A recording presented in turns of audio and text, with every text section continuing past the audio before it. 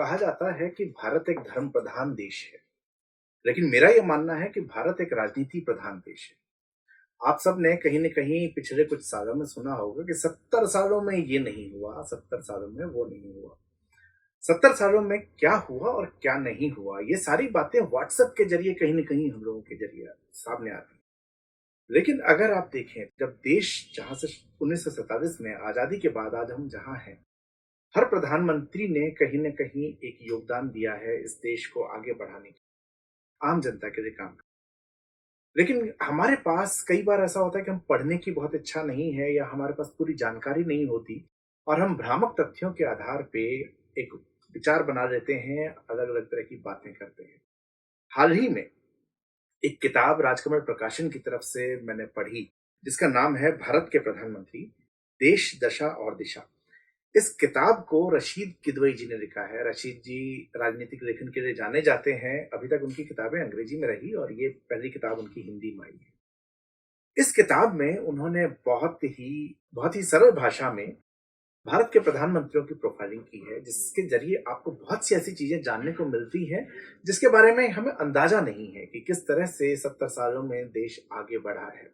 एक बहुत इंटरेस्टिंग सा मैं आपको इंसिडेंट छोटा-सा किताब से बताता हूँ, जो मेरे लिए एक बड़ी अलग सी इन्फॉर्मेशन थी। रॉ और जासूसी संस्थाएँ, इनके बारे में जो हम जानते हैं कबीर खान की फ़िल्मों से जानते हैं, वहाँ तो कुछ और ही हो जाता है। लेकिन क्या वाक़ई उसके साथ ऐसा काम होता है? कई बार हम मानते हैं कि अलग-अलग देशों की एजेंसियाँ अलग-अलग देशों में जाके काम करती हैं, वहाँ पे कुछ विध्वंस या जासूसी जो भी हो वो होता होगा। इंद्र कुमार गुजराल एक प्रधानमंत्री थे जिन्होंने सबसे पहले रॉ को पाकिस्तान में किसी भी तरह के ऑपरेशन के लिए रोक लगाई और इस ऑपरेशन के रोक के बाद इसको आज कभी भी बदला नहीं गया है।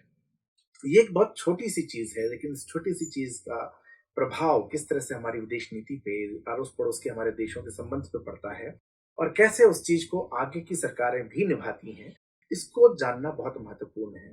इंद्र कुमार गुजराल का ये ज़िक्र मैंने सिर्फ़ इसलिए किया क्योंकि उनका कार्यकाल पूरा 1 साल भी नहीं और ऐसे कई प्रधानमंत्री हमारे और हुए हैं, देवगौड़ा हुए या चरण सिंह हुए, जिनका कार्यकाल जो है काफ़ी छोटा रहा।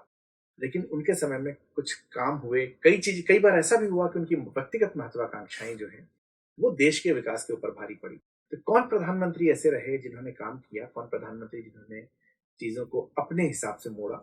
ये जानने के लिए बेहतर है कि हम किसी व्हाट्सएप फॉरवर्ड के ज़रिए से समझने की जगह किताबों को पढ़ें, क्योंकि किताबें ही जो हैं ज्ञान का एक सही सूत्र है।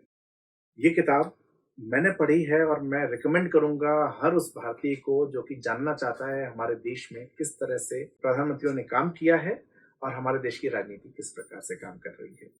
किताब की कीमत भी बहुत ज़्यादा नहीं है, ये ₹299 में है और आप इसको राजकमल प्रकाशन के पेज से मँगवा सकते हैं। धन्यवाद।